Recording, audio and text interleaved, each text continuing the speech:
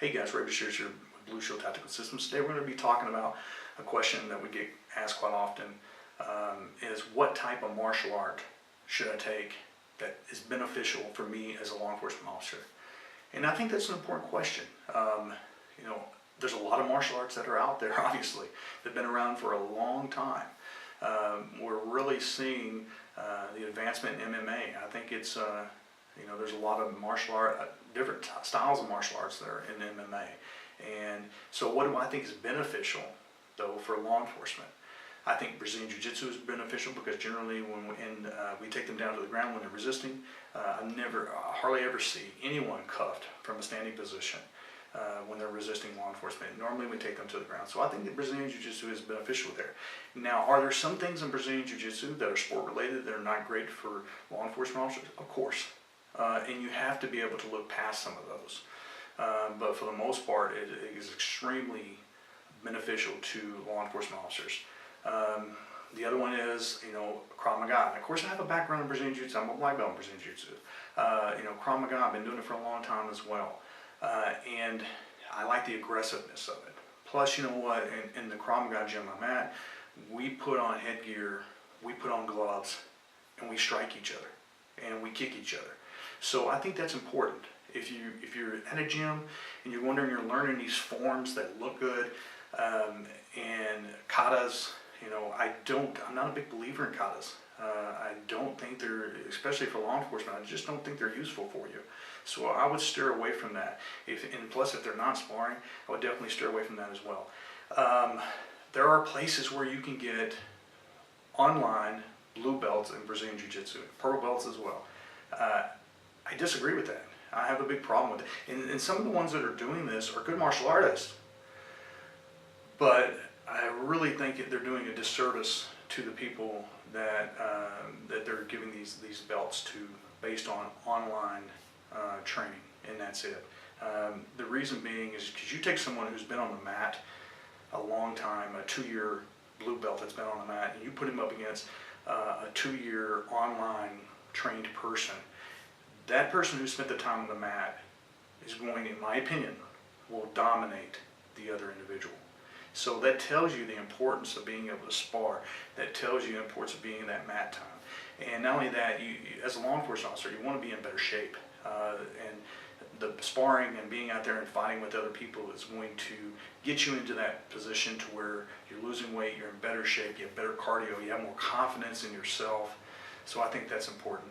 I don't know if I touched on this yet, but if you're going there and you're, like I said, again, if you're seeing a bunch of 8-year-olds running around with black belts on, probably not a place to be. It's probably a McDojo if I were guessing. And I would try to steer away from that as well. Not a good place for law enforcement. And how do they treat law enforcement? Some of them, again, like I said, they hide it. They may not like you as a law enforcement officer.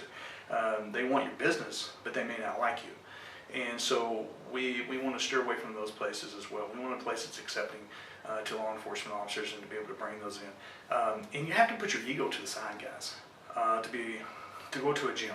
If you've never done martial arts before, you really need to set your ego to the side. And what do I mean by that? Because, I understand that we all in law enforcement have a little bit of an ego that we build up, and you have to a certain degree to be able to survive out there, because there are sharks out there that eat you.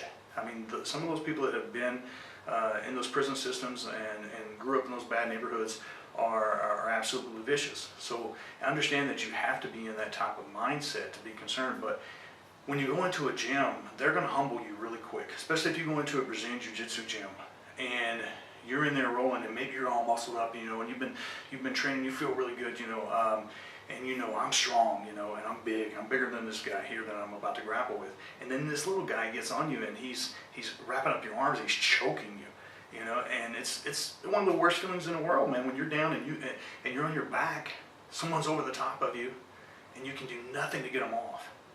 And you're trying, you're exhausted. And that's when you realize the benefit that you can learn, but you have to set your ego aside. So don't get frustrated and then walk out of the gym and go, I don't need that anymore, So I think that, again, the sparring is very important. Make sure that you're doing that. Don't get locked into a contract. You know, there's contracts out there, 2-year contracts that some of them are trying to lock you into. They're hard to get out of. I wouldn't recommend doing that either. So again, if you're going to find a gym out there in your area, make sure it's close as well, that it's not too far for you to drive. Make sure that they have enough scheduled time so that it fits within your schedule.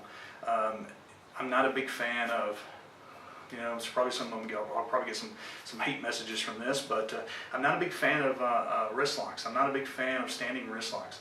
Aikido, I know, teaches a lot of the standing wrist locks, guys. If that was beneficial to us in law enforcement, and even beneficial really as self-defense out on the street, you would see it in MMA. And I know you said, well, they're wearing gloves in MMA, so that's the reason they can't do these wrist locks and take people to, you know, it's a lot harder than what you believe to try to control someone from that standing position, especially talking about putting a wrist lock on them. It is just really not, in my opinion, useful for law enforcement. Now, on the ground, can you apply some wrist locks? Yeah, you can, and they can be effective from certain positions on the ground. But standing, I'm not a big fan of them. So understand that. And if you're going there and you're seeing all this, walking through all these cool moves, you know, making it slow so it looks like a Jason Bourne film, and that's what they're teaching, that's all they're doing, I would steer away from it. It's not something, like, again, it goes back to we need to be sparring, you know. So you need to be investing the time somewhere else, not in that. As a matter of fact, you know, they keep posting this video to my page, friends, you know, which is fine, but it's this guy that he's doing like knife defense, and he's moving out of the way, and he's you know, tapping people and they're falling to the ground. And again, he's got like 15 to 20 people in there watching him, and no one that I can see goes, man, this is ridiculous. And so there's people that are really gullible and buy onto that kind of stuff. So again, if it's not realistic, steer away from it. If you go in there and you see something like that, and they're going to tell you, hey, I'm going to teach you how to be, you know, a killer, and we're going to teach you these killer moves where you can punch someone one time and you're going to kill them instantly. You know, I remember when I was growing up, they said, you know, punch them and shove the nose bone up into the brain and it kills them. And I actually heard that not too long ago, and that's it's absolutely ridiculous, guys. It's not realistic. That's not going to happen, you know. So make sure that you're going to a gym and you're examining these things. Movies are movies, and we want to be realistic. If you're going in and you're doing MMA, that's great. Doing Muay Thai, things are great. Martial art, Brazilian Jiu-Jitsu, Krav Maga, boxing, all those things are great. But understand, evaluate the whole situation, the whole thing, and hopefully some of these tips that I've talked about today will help you. So, guys, log on to our website, blueshieldtactical.com. You'll see our upcoming courses. We have our ground control instructor courses scheduled this year as well. Our close contact defense, and we have our de-escalation. It's been great. We've gotten a lot of great feedback from our de-escalation courses. So hopefully we'll see you in one of our classes. If not, if you have any questions that we can help you with, email us. I don't mind answering those. Neither does the other instructors, so we don't mind helping you out, guys. Be safe out there. Go home to your families. Thanks.